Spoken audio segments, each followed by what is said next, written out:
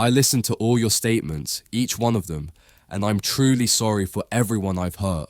Joseph James DeAngelo's voice barely carries across the California courtroom on August 21st, 2020. The man once known only as a shadow, as the Visalia ransacker, the East Area rapist, the original Night Stalker, now stands in an orange jumpsuit, shaking behind a mask he slowly pulls down. Survivors watched the frail 74-year-old former cop apologize for a reign of terror that began before many of them were even born. For some in the gallery, these words come more than 40 years too late, 40 years of nightmares, of doors triple locked, of wondering if every noise outside might be him returning. For decades, Joseph James DeAngelo was the ghost story of California law enforcement. Publicly, he was a Navy veteran, a former police officer, a quiet suburban dad in Citrus Heights who mowed his lawn and argued with neighbors about his driveway. Privately, he was one of the most prolific violent offenders in American history.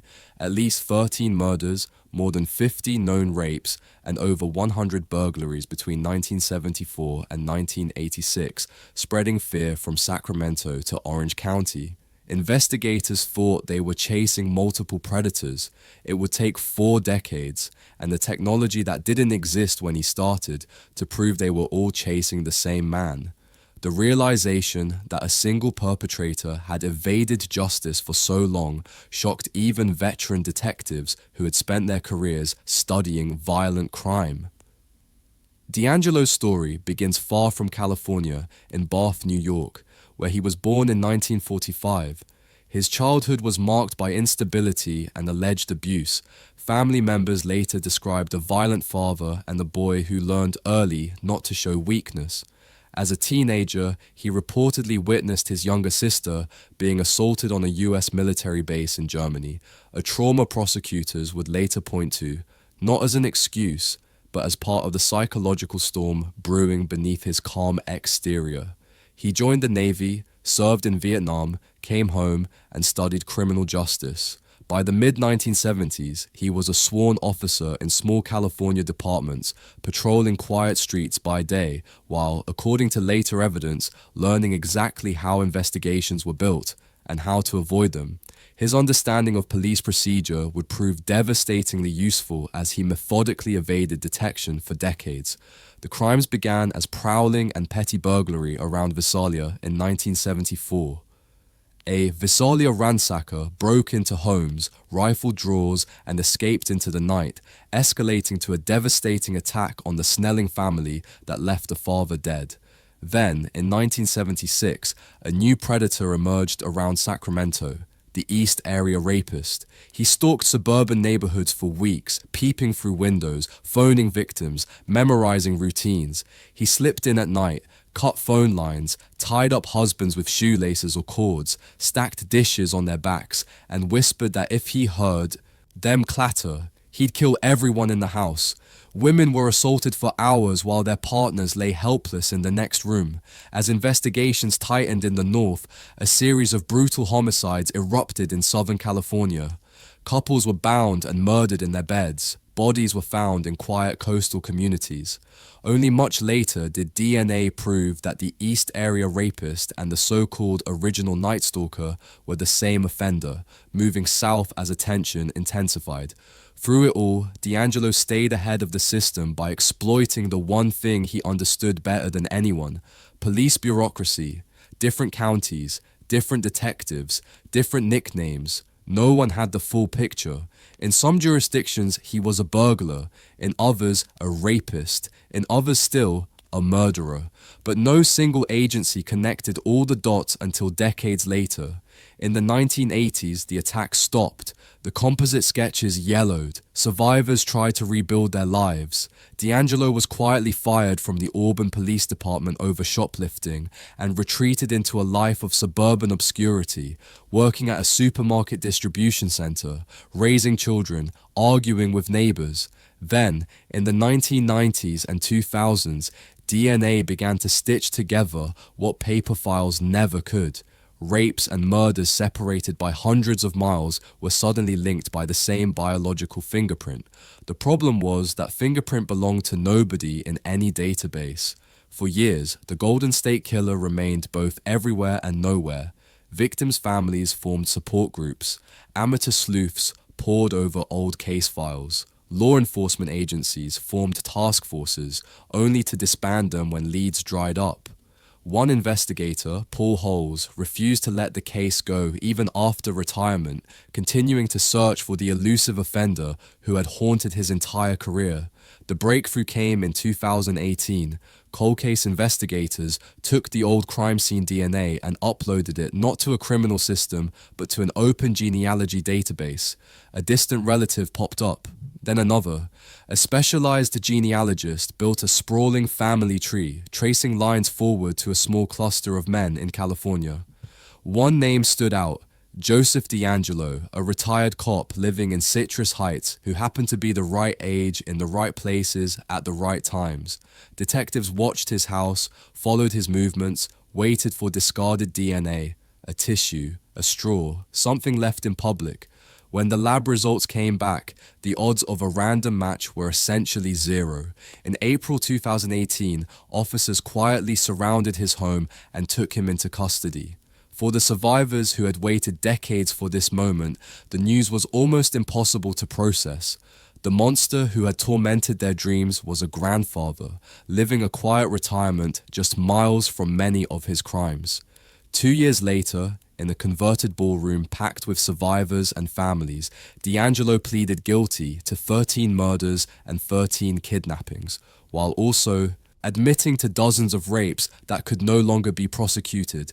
He sat motionless as people described the masks, the whispers, the plates stacked on their backs. Survivors spoke of lives derailed, of relationships destroyed, of decades spent looking over their shoulders. One woman described how she could never again sleep without a light on. Another explained how she had installed extra locks, extra alarms, extra cameras, and still didn't feel safe. When his turn finally came, DeAngelo rose, removed his mask, and said, "I listened to all your statements, each one of them, and I'm truly sorry for everyone I've hurt." No one in that room believed those words could balance what he'd done, but they marked the end of a story that had haunted California for 40 years. He was sentenced to multiple life terms without the possibility of parole and sent to California State Prison, Corcoran, where he will almost certainly die.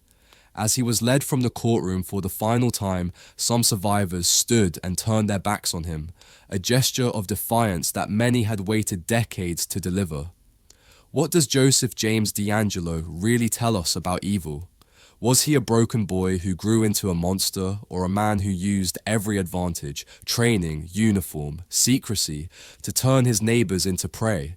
Maybe the most disturbing part is not that he existed, but that he passed as ordinary for so long.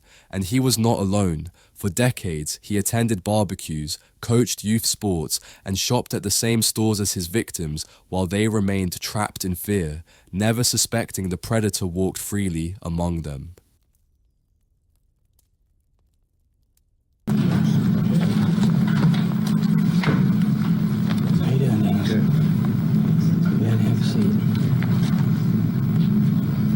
The next killer also lived a double life. If you had walked into his church in Wichita, Kansas in 1980, you might have shaken his hand, seen him pin a badge on a scout shirt, watched him smile for a family photo.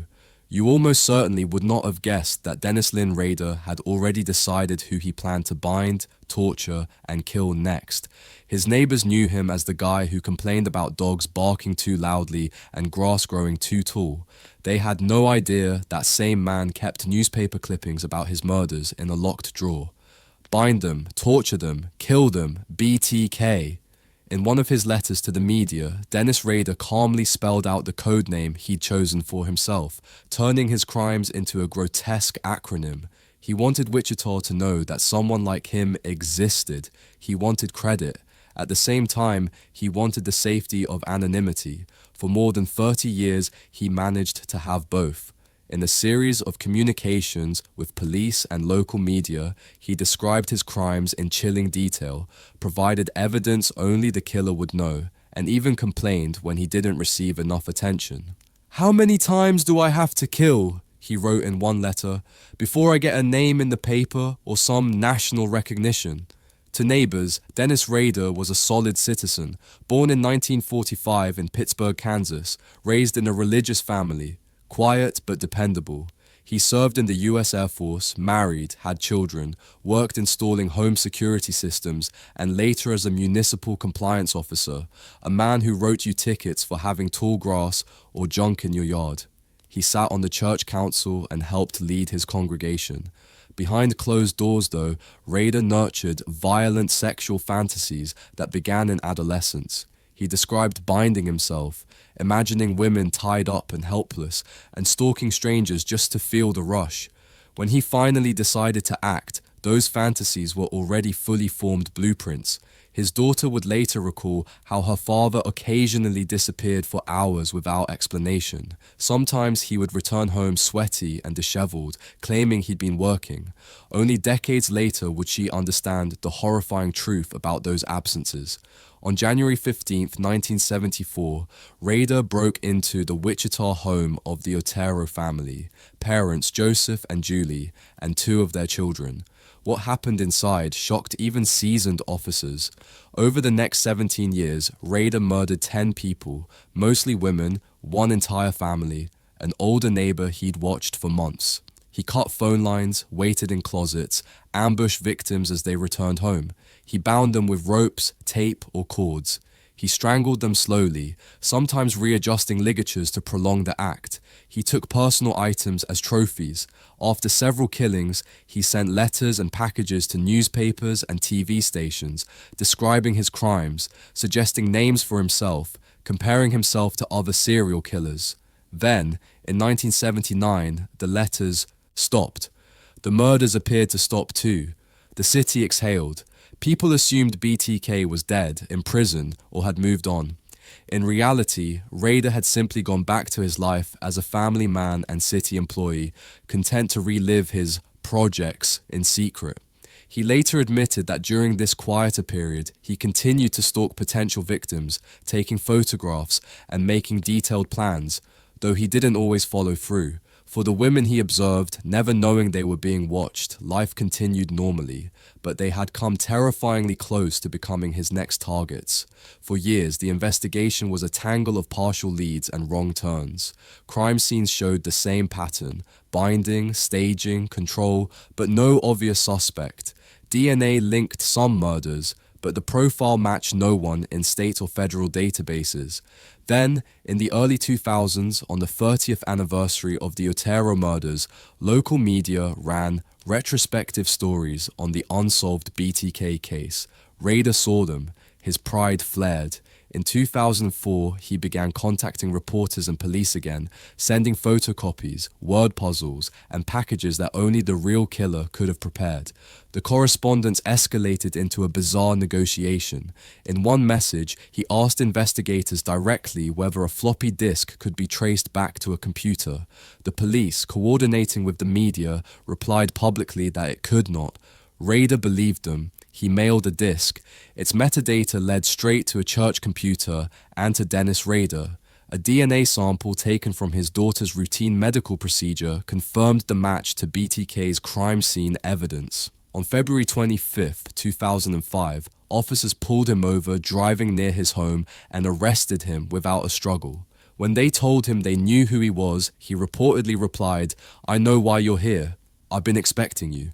In June 2005, Rader stood in a Kansas courtroom and delivered one of the most chilling confessions ever recorded. Without visible emotion, he walked the judge through each murder in chronological order, correcting details, explaining his projects, and the pleasure he took in them. He used clinical language, referring to victims by case names: Project Lights Out, Project Cookie, as if discussing work assignments rather than horrific killings. He spoke about his crimes with an almost bureaucratic detachment, sometimes consulting notes he'd prepared to ensure his confession was complete. He pleaded guilty to 10 counts of first-degree murder and was sentenced to 10 consecutive life terms, effectively ensuring he will die in prison. Today, he is held at El Dorado Correctional Facility, aging, increasingly frail, but still writing letters and granting occasional interviews. From behind bars, he has attempted to fashion himself as a kind of crime expert, offering opinions on other killers and sometimes commenting on his own psychology. For the families of his victims, his continued presence in the public consciousness is an ongoing source of pain. They must endure not only their private grief, but the knowledge that the man who destroyed their lives continues to speak and be heard. Was Dennis Rader the product of a repressed upbringing, a man warped by fantasy and isolation? Or was he something colder, a predator who used the language of faith and family as camouflage? If you can't tell the difference between a church council president and a serial killer by looking at them, what does that say about how we judge the people around us?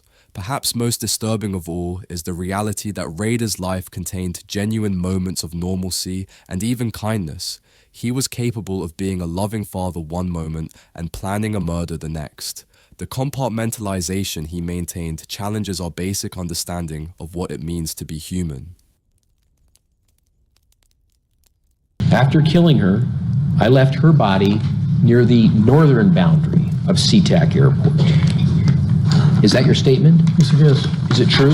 Yes. Of course, not every predator hides in a pew or behind a badge. Some stand roadside with a work truck, offering rides to women everyone else is willing to forget. Their hunting grounds aren't quiet neighborhoods or church functions, but the margins where society has already decided some lives matter less than others. Gary Leon Ridgway was not charismatic or particularly memorable. Born in Salt Lake City in 1949, he worked for decades as a spray painter at a truck plant outside Seattle, clocking in and out so reliably his employer once named him Employee of the Year. He married more than once, went to church, sometimes read the Bible aloud at home.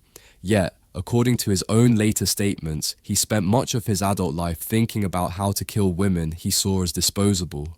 Co-workers remembered him as quiet, sometimes strange, but never threatening.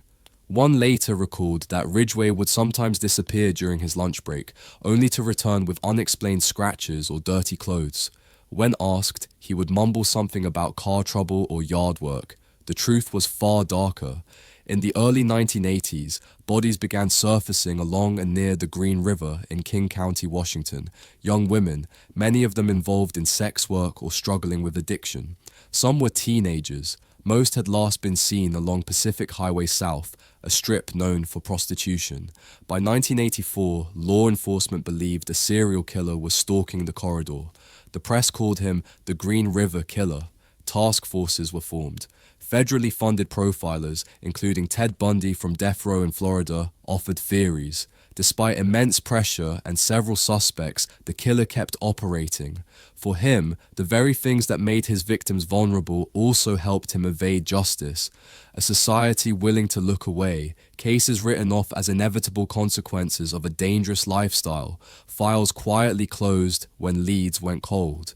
As the body count grew, families of the missing complained that police weren't taking their reports seriously enough.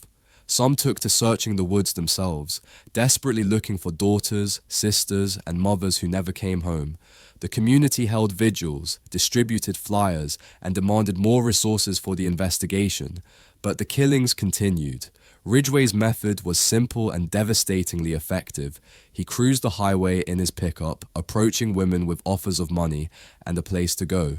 Once they were in the truck, often after they had moved to a more secluded area, he would attack, strangling them with his arm or a ligature. He dumped bodies in wooded ravines, remote clearings, and along the Green River itself, sometimes in clusters, returning repeatedly to the same sites. Years later, he told investigators he chose sex workers because, in his words, they were easy to pick up, and I knew they wouldn't be reported missing right away. He said he wanted to kill as many as possible and admitted to more than 70 murders, though he was ultimately convicted of fewer. DNA and other evidence solidly tied him to at least 48 killings. The true total may never be known. Some of his known victims were just teenagers. Deborah Lorraine Estes was 15.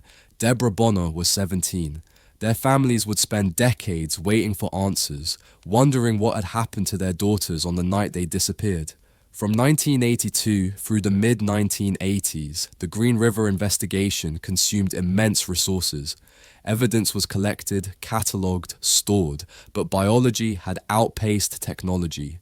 Semen recovered from some victims was preserved, yet there was no way to compare it with anyone except through blood typing. Ridgway himself was briefly a suspect and even passed a polygraph test. Without an arrest, the task force eventually downsized. The cases went cold. Ridgway married again, bought a modest house, and kept working at the paint shop. For a time, he appears to have killed less often, but he did not stop entirely. Throughout the 1980s and into the 1990s, he continued to take lives, though at a slower pace. He later told investigators that his decreased activity came not from remorse or fear of capture, but simply because he was busy with his job and home life.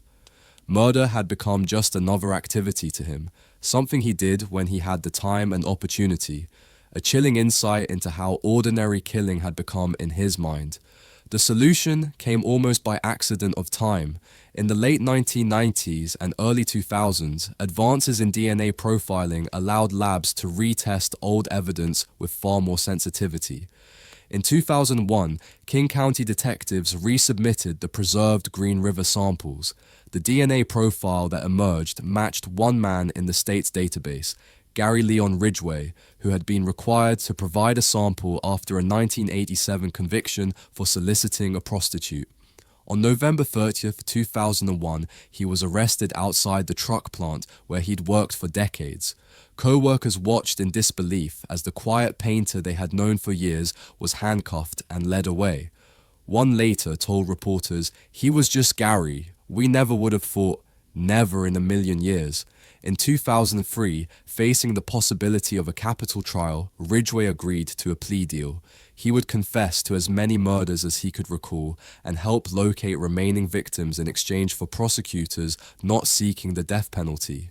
Over months of interviews, he described killing women in numbers that stunned even hardened detectives. In court, he stood almost expressionless as families of the dead spoke about daughters and sisters found in shallow graves. One father publicly forgave him. For the first and perhaps only time, Ridgway appeared to struggle for composure. He ultimately received 48 consecutive life sentences without the possibility of parole and was transferred to the Washington State Penitentiary in Walla Walla, where he remains. In prison, Ridgway has given occasional interviews, sometimes attempting to explain his actions. In one, he stated matter-of-factly, "I wanted to kill as many women as I could." The cold utility of his crimes, the way he viewed murder as just something to do, continues to disturb those who study his case. If Gary Ridgway had chosen victims with more social status, would he have been stopped sooner?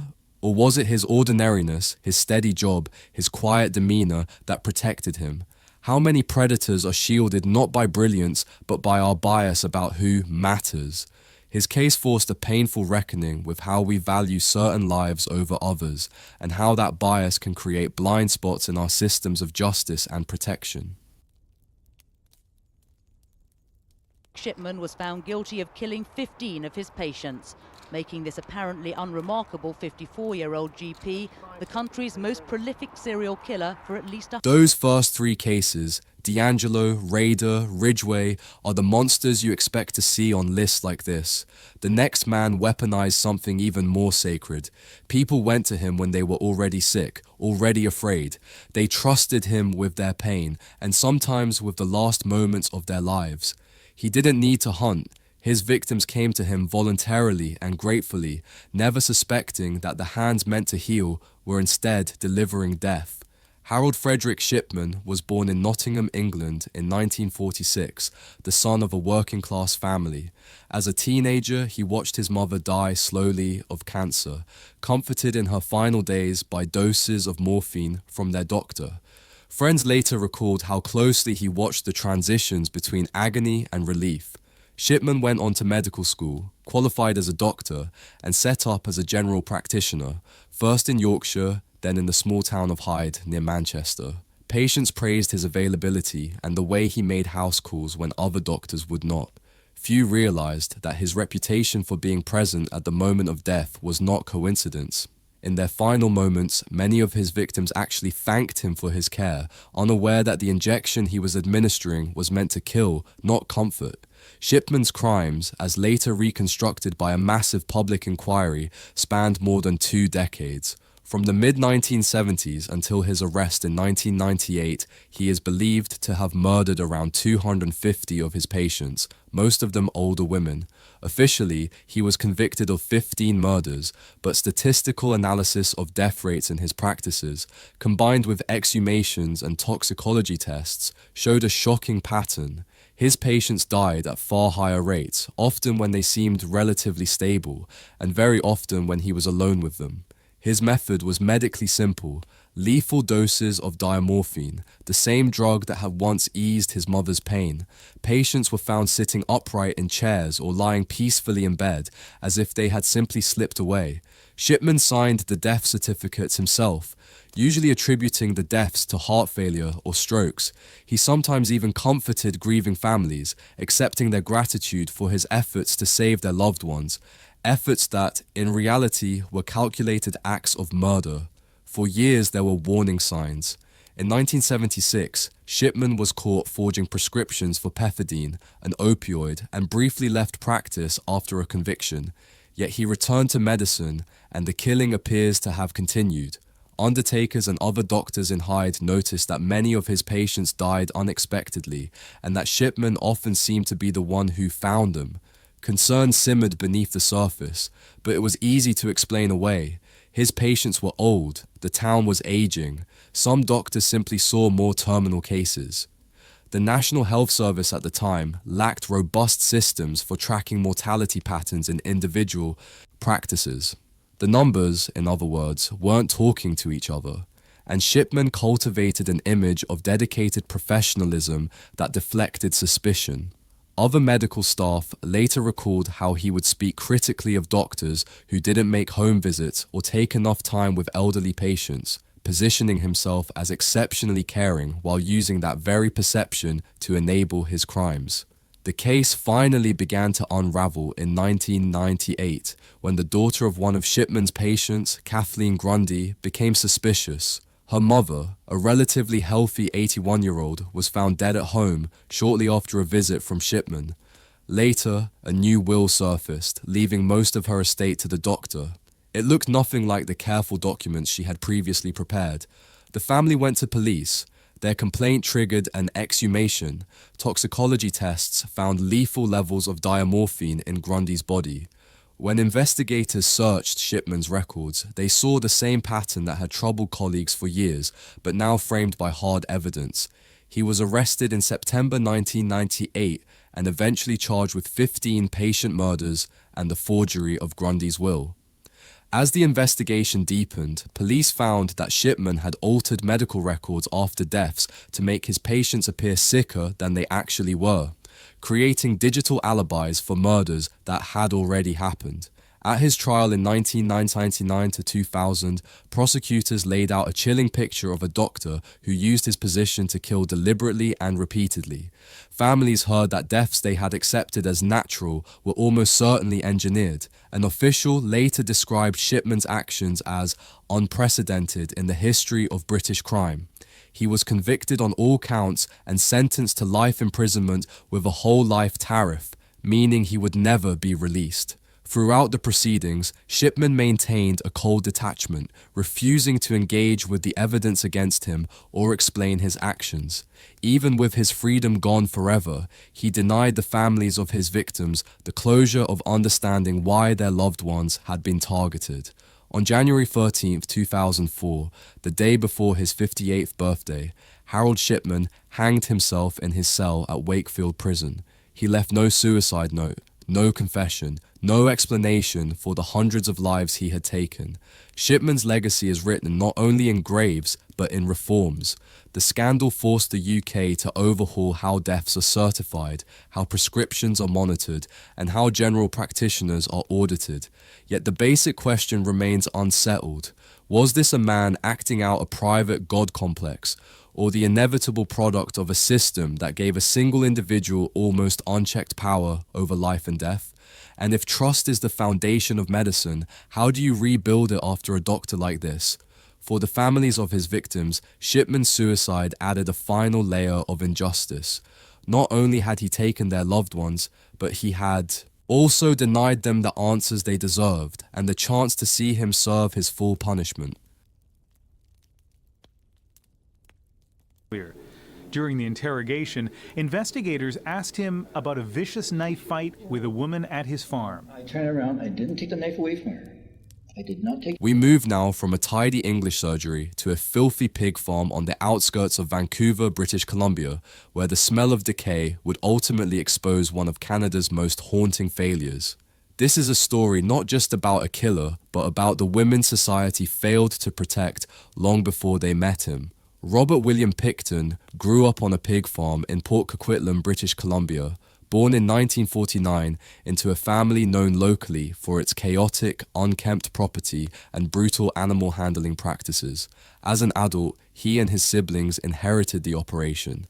They worked the farm by day and, at night, opened a makeshift party space nicknamed Piggy's Palace. Trucks came and went. Partygoers and bikers mixed with vulnerable women from Vancouver's downtown east side, women battling addiction, poverty, homelessness. For many, the farm was just another dangerous stop in a dangerous life. For some, it was the last place they were ever seen. Local officials had received complaints about illegal activities at the property for years, but enforcement was sporadic and ineffective. The farm operated in a jurisdictional grey zone, close enough to the city to attract visitors, remote enough to avoid serious scrutiny. Beginning in the late 1970s and intensifying in the 1990s, women from the downtown east side began to disappear at an alarming rate. Families filed missing person reports. Community advocates pleaded with police. Many of the missing were indigenous. Many sold sex to survive. For years, authorities were slow to recognize a pattern, often attributing disappearances to transient lifestyles. Meanwhile, Picton continued to invite women back to his isolated property where he assaulted and murdered them. Investigators later alleged that he disposed of remains through farm operations, including feeding them to pigs and using rendering facilities, making it extraordinarily difficult to recover full bodies. In custody, in a conversation with an undercover officer in 2002, Picton complained that he had been caught before he could make it an even 50, expressing disappointment that he fell just short of his personal goal. This callous comment revealed both the scale of his crimes and his complete detachment from the humanity of his victims. To him, they were merely numbers in a grotesque competition with himself.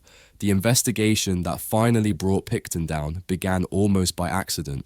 In February 2002, officers executed a search warrant on the farm for illegal weapons. Once inside, they noticed personal items belonging to missing women. The site was sealed as a crime scene. What followed was one of the largest forensic excavations in Canadian history. Over months and then years, teams sifted through soil, buildings, and pig waste. They found DNA and remains linked to multiple victims. Picton was eventually charged with 26 counts of murder. To keep the first trial manageable, the judge severed 6 counts, leaving 20 to be considered later. After a lengthy proceeding, a jury convicted him in 2007 of 6 counts of second-degree murder. The remaining charges were stayed, in part to spare families a second traumatic trial. He received life imprisonment with no chance of parole for 25 years, the maximum penalty available. For some families, the decision not to proceed with all charges felt like another injustice, their loved ones' deaths acknowledged but never fully addressed in court. Their grief was compounded by the knowledge that Picton had spent years killing with impunity while their warnings went unheeded. In prison, Picton continued to be both reviled and morbidly fascinating, the subject of books and documentaries that focused as much on systemic failure as on his crimes. In May 2024, while held in a Quebec institution, he was attacked by another inmate and died of his injuries later that month. Canadian authorities announced that a fellow prisoner would face murder charges. For some victims' families, Picton's violent death provided a sense of final justice. For others, it simply marked the end of a painful chapter without providing the closure or accountability they had sought from the system that failed to protect their loved ones. When you pull back from Picton's story, the horror is not just what he did, but how long he was allowed to do it, how many missing person reports were filed and archived before anyone connected the farm. How much did prejudice against poor, addicted, and indigenous women help a killer stay hidden in plain sight? A subsequent inquiry highlighted systemic failures and deep-seated biases in how cases involving marginalized women were handled, problems that extended far beyond this one case. For many in the downtown Eastside community, Picton's crimes were not an aberration, but the extreme end of a continuum of violence that women in the area faced daily. Their question remained painfully relevant. Why did so many have to die before anyone truly listened? Provided by the court. His head had been shaved, a standard procedure to guard against lice. As proceedings began, the setting resembled a circus. From British Columbia, we turn to the collapsing Soviet Union, to train stations, forest edges, and unmarked graves stretching across hundreds of miles. There, another man exploited a system in crisis to continue killing while innocent people took the blame. This story unfolds against the backdrop of a society where political imperatives often trumped justice, and where admitting failure could be more dangerous than allowing a killer to remain free. Andrei Romanovich Chikatilo was born in 1936 in a Ukrainian village ravaged by famine and war. His early years were defined by hunger, fear, and stories of neighbors who simply vanished. Some accounts, part folklore and part contested memory, claimed his older brother was abducted and killed during the famine, a tale that may or may not be literally true, but certainly shaped how Chikatilo later talked about his childhood. He grew into a shy, socially awkward adult who struggled with impotence and humiliation. He worked as a teacher before being fired over allegations of inappropriate behavior towards students, then found clerical and factory jobs that kept him close to public transportation hubs. His life coincided with a period of Soviet history when internal problems were often denied or minimized, a cultural context that would later facilitate his ability to continue killing even as evidence mounted. Between 1978 and 1990, Chikatilo murdered at least 52 people, children, teenagers, and young adults of both sexes, across the Russian and Ukrainian Soviet republics. His victims were often runaways, students, or travelers he met near bus and train stations. He lured them into woods or fields with offers of food, money, or a place to rest, then attacked. The full details of what he did have been documented in forensic reports and trial testimony, but even summarized, they are horrifying: stabbing, mutilation, and sexual violence. The important point is this: he chose victims who were easy to approach and less likely to trigger immediate, coordinated investigations if they disappeared. In several cases, their families' concerns were met with indifference or fear of challenging the authorities too loudly. The Soviet system's emphasis on maintaining public order and projecting an image of safety meant that acknowledging a serial killer was politically problematic. This institutional reluctance created space for Chikatilo to move between regions and continue his crimes for far longer than should have been possible. Soviet police did identify a pattern, but they were working under immense political pressure to show quick results. Investigators arrested and in some cases reportedly coerced confessions from mentally ill suspects.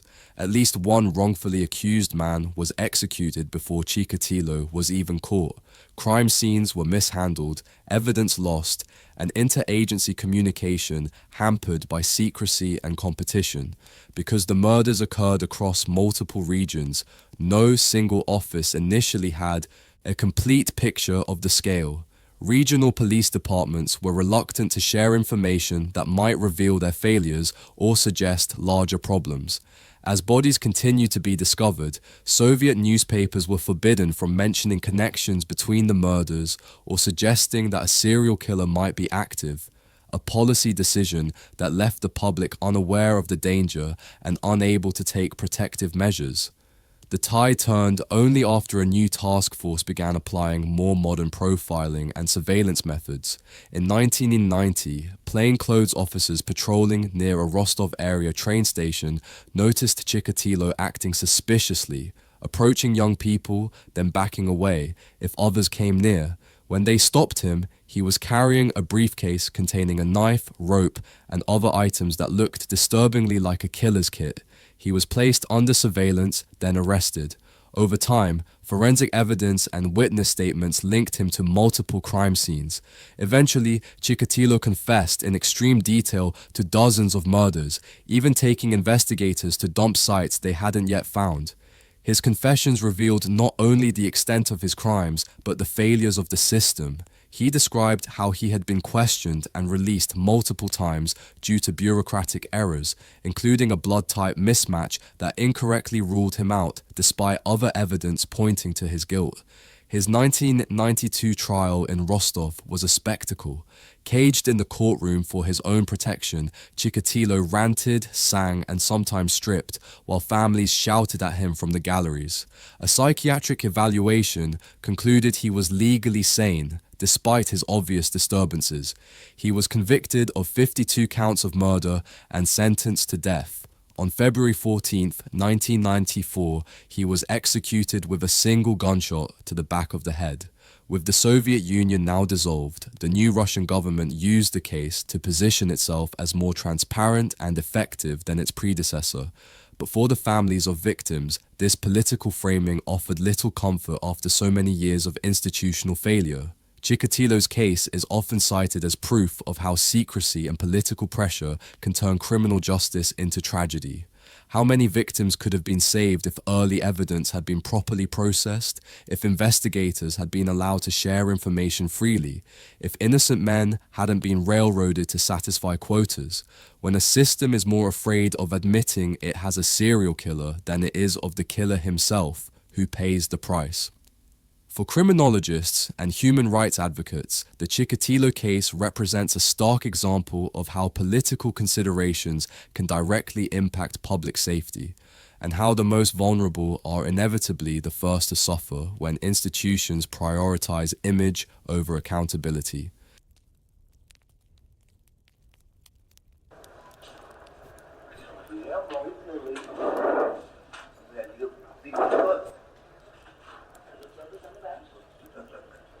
If the Soviet Union shows us how ideology and incompetence can cover a predator's tracks, our next killer proves that sometimes the biggest problem is simply how little we value certain lives.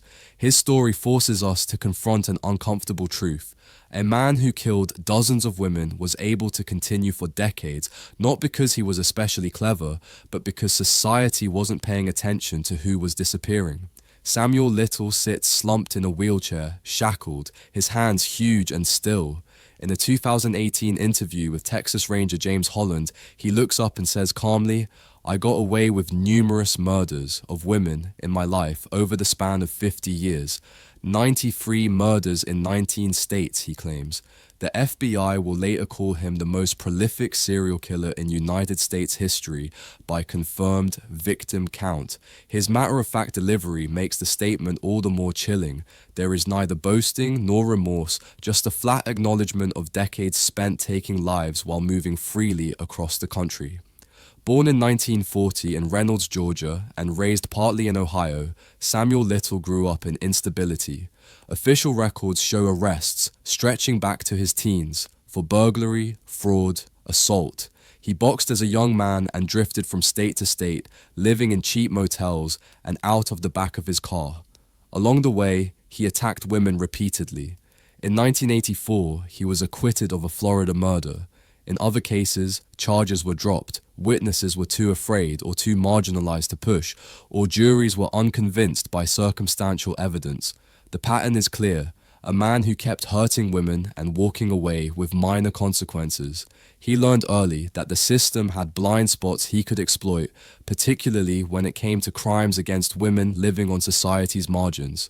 Little wasn't invisible to law enforcement. In fact, he had numerous encounters with police over the decades, but the full pattern of his violence remained undetected as he crossed jurisdictional lines and chose victims whose disappearances often went uninvestigated. Little's killing career, according to his own confessions, ran from about 1970 to 2005. His victims were usually black women, sex workers, women with addictions, or simply women living on the edges of society. His method was strangulation, often in cars, alleys, or secluded lots. He deliberately targeted women whose deaths could be misread by coroners as overdoses, accidents, or natural causes. The bodies were often left without obvious signs of trauma. In city after city, an unidentified woman's death would be logged, autopsied, and filed away, without realizing that the same man had been with her in her last moments. Little's capacity for recall was disturbing. Decades later, he could describe clothing, jewelry, and precise locations for killings that had never been connected to him. He remembered details about his victims that had been long forgotten by the system that was supposed to seek justice for them. The case that finally stuck began almost mundanely. In 2012, Little was arrested in Kentucky on a drug charge and extradited to California on an old narcotics warrant. There, his DNA was taken and compared against unsolved cases. It matched biological evidence from 3 unsolved 1980s murders in Los Angeles. In 2014, a jury convicted him of those killings, and he received 3 consecutive life sentences. But the story didn't end there. Texas Ranger James Holland, convinced that Little was hiding more, began a series of marathon interviews. Little, aging and facing death in prison, started talking. He described dozens of women, sketching their faces from memory, naming cities and years. Investigators across the country reopened cold cases, and one after another, details lined up: clothing, locations, autopsy findings, missing person reports. By 2019, the FBI had validated at least 50 of his confessions, with many more highly probable. His drawings became crucial evidence, helping to identify victims who had remained nameless for decades, a final chance for families to learn what had happened to long-missing loved ones. Samuel Little died in a California prison hospital on December 30th, 2020. Dozens of victims remain unidentified. Their names and faces are still being pieced together from his drawings and old case files. His story forces a brutal question. If his victims had been wealthier, whiter, less marginalized, would so many of their deaths have gone unconnected for so long? Or is our entire approach to violence against vulnerable women fundamentally broken? The tragic reality is that Little's effectiveness as a killer stemmed not from extraordinary cunning, but from his understanding of who society deems disposable. He once told investigators, "I knew they wouldn't be looking for her," a statement that indicts not just him, but all of us. Did all of this happen? Why did you do all of these things? All of these women were defenseless. They were not a threat to you in any way, shape, or form. From drifting killers who crisscross whole countries, we move back to one neighborhood in Los Angeles, where a single man hunted black women for decades while the city was too overwhelmed and too indifferent to fully see what was happening. His crimes unfolded against the backdrop of a community already struggling with violence, poverty, and neglect. Lonnie David Franklin Jr. grew up in South Los Angeles, a local who fixed cars for neighbors, shared barbecues, and raised a family. He served in the U.S. Army, worked as a mechanic and sanitation worker, and seemed like part of the neighborhood's fabric. Between 1984 and 2007, prosecutors say, he also murdered at least 10 women and a 15-year-old girl, shooting or strangling them and dumping their bodies in alleys and dumpsters around South Central. The press eventually dubbed him the Grim Sleeper because there appeared to be a long gap between clusters of his crimes. That nickname would later prove misleading. Evidence suggests he continued killing during the supposed dormant period, though at a reduced rate. He wasn't sleeping, he was just better at hiding bodies. His victims, like Samuel Little's, were often poor black women, many struggling with addiction or involved in sex work. In a city grappling with thousands of homicides, especially during the crack epidemic, these cases received limited attention. Some were initially linked under the label Southside Slayer, a term that mixed several killers' work together and blurred patterns. For years, community activists insisted that a serial killer was targeting women in South Los Angeles. Official acknowledgement came slowly. Community members organized their own neighborhood watches and information campaigns, frustrated by what they saw as institutional indifference to the pattern of deaths. Margaret Prescott, founder of the Black Coalition Fighting Back Serial Murders, spent years demanding that authorities take the disappearances seriously. If the same number of women had been killed in Beverly Hills, she told reporters, you would have seen a completely different response. The breakthrough that finally identified Franklin came from a controversial tool, familial DNA searching. In 2010, investigators analyzing cold case DNA from the killings obtained a partial match in California's offender database, not to Franklin himself, but to his son, who had been swabbed after an unrelated weapons arrest. That partial match suggested that the unknown killer was a close male relative. Surveillance teams followed Franklin, collected DNA from items he discarded, and confirmed that it matched the full crime scene profile. He was arrested at his home in July 2010. When police searched his property, they found photographs and videotapes of hundreds of women, many in vulnerable positions. Investigators feared the true victim count might be much higher than the cases they could definitively prove. Some of the women in the photos have never been identified, raising the grim possibility that there are victims whose disappearances were never even reported. At his 2016 trial, prosecutors laid out a 23-year killing spree. A lone survivor, Enietra Washington, testified that he had shot her and pushed her out of his car years earlier. She had survived by pretending to be dead and later helped identify him. The jury convicted Franklin of 10 murders and 1 attempted murder. The judge, Kathleen Kennedy, sentenced him to death, calling his crimes a monstrosity of evil. In March 2020, Lonnie Franklin was found unresponsive in his cell on San Quentin's death row and pronounced dead shortly after.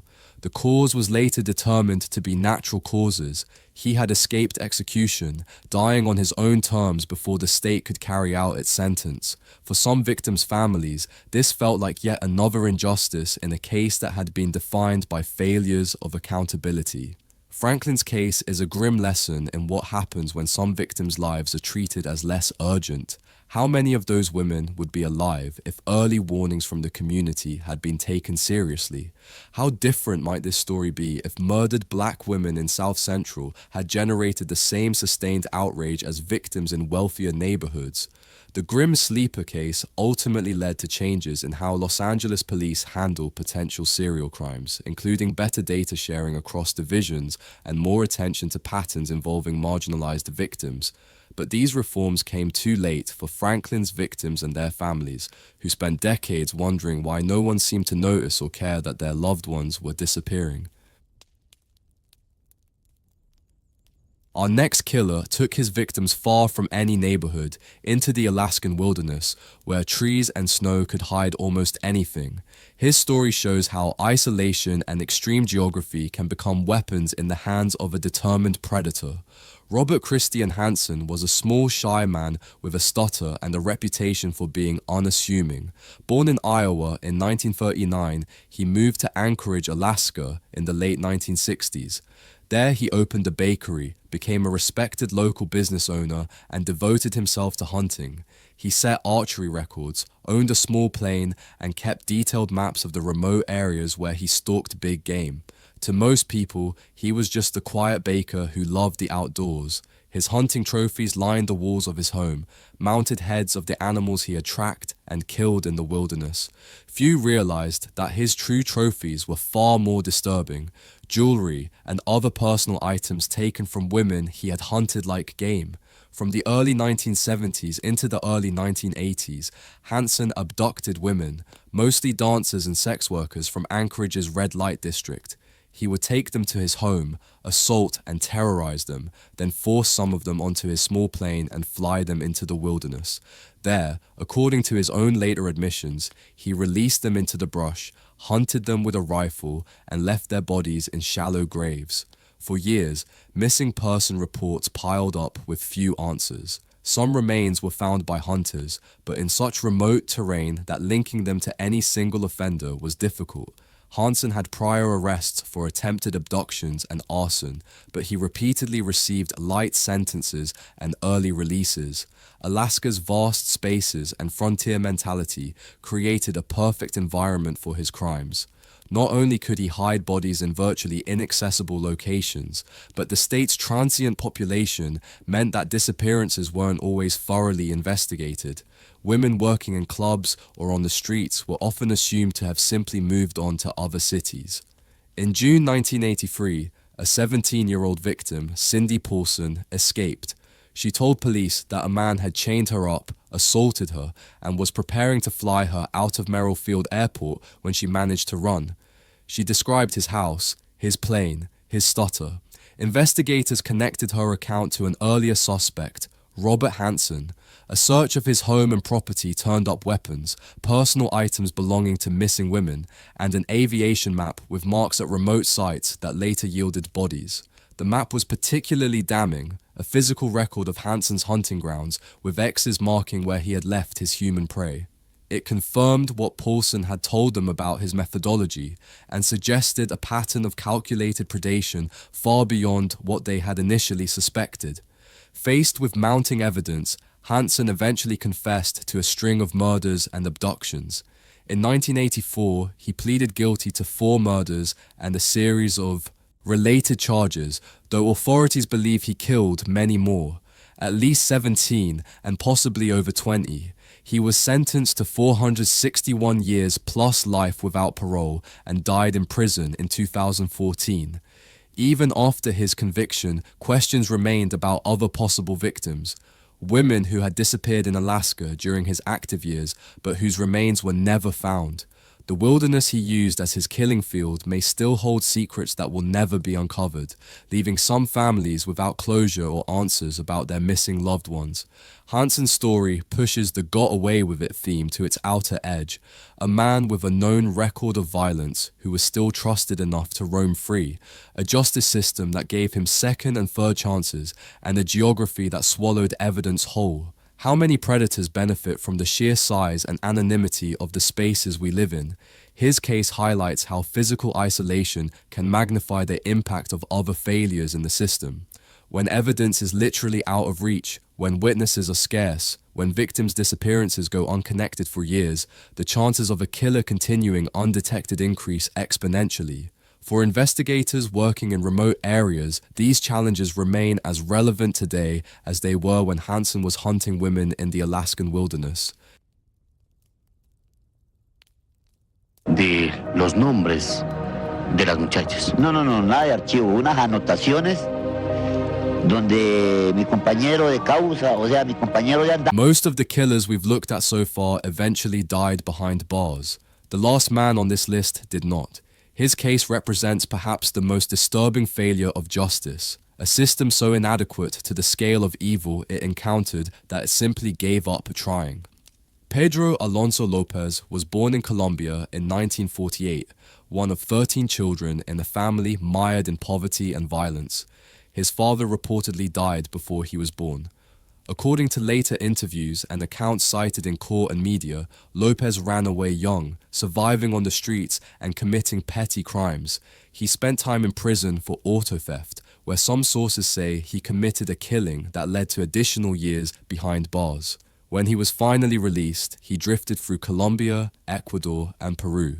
These countries, struggling with political instability and limited resources, had law enforcement systems that rarely coordinated across borders.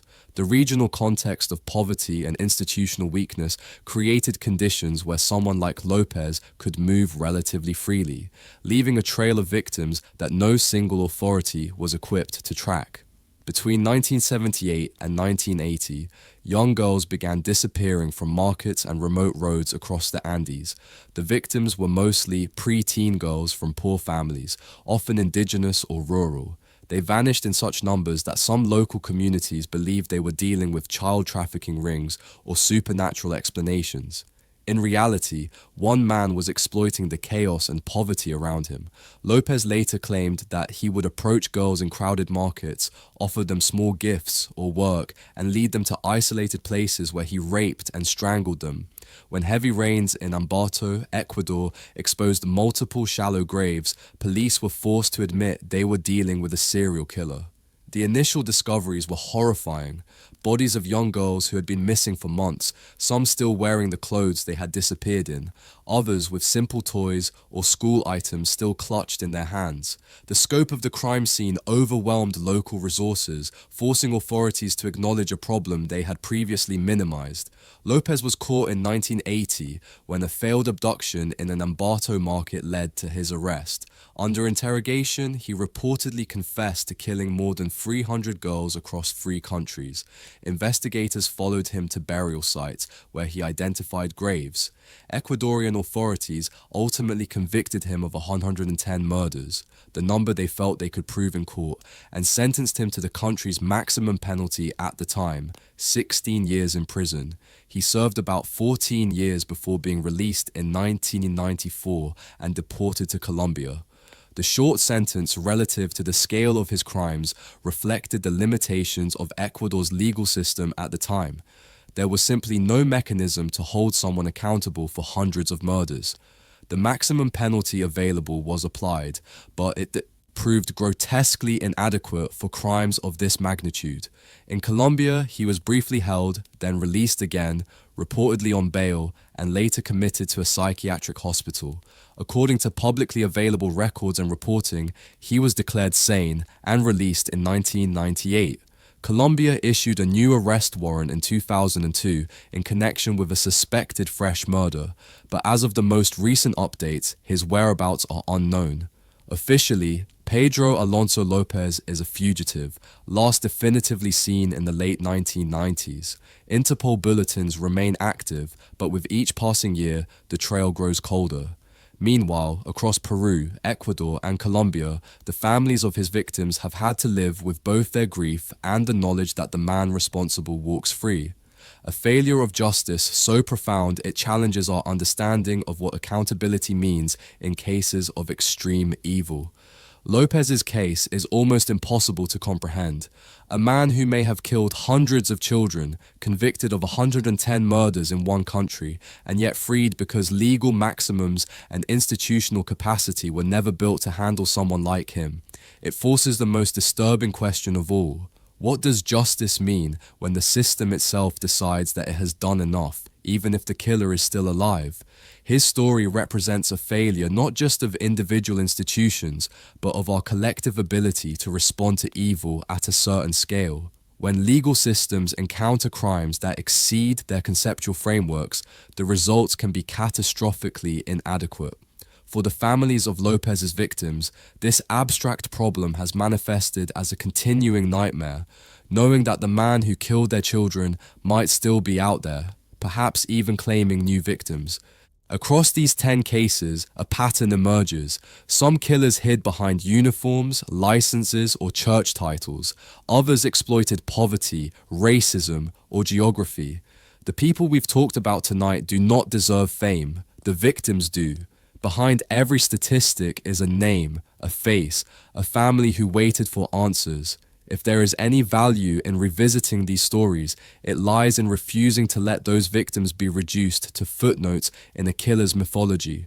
We must remember them not just as victims, but as people with dreams, relationships, and futures that were stolen. We must acknowledge the systemic failures that allowed their killers to continue and commit to building more just, more connected systems of protection and accountability. Most importantly, we must challenge the hierarchies of value that determine whose disappearance triggers an immediate response and whose fades quietly into a forgotten file. If you found this exploration into these shocking cases compelling, please hit the subscribe button and turn on notifications. Which of these killers do you think was the most disturbing? Share your thoughts in the comments below.